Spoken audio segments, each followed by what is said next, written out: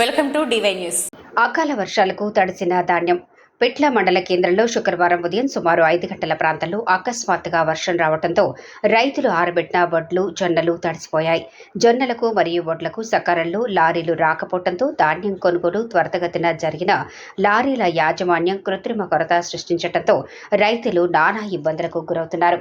దీనిపై ప్రాథమిక వ్యవసాయ సహకార సంఘం చైర్మన్ శబదం రెడ్డిని వివరణ కోరగా మార్క్ఫెడ్ డిఎంకు మరియు ఎమ్మెల్యే దృష్టికి తీసుకెళ్లి లారీలు వచ్చే విధంగా గోడౌన్లో రైస్ మిల్లర్స్ తొందరగా ఖాళీ అయ్యే విధంగా చూడమని కోరతామని చెప్పారు.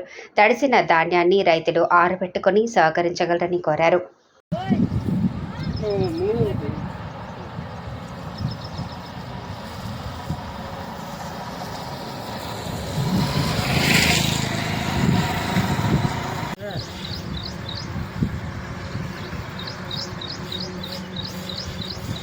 నీళ్ళు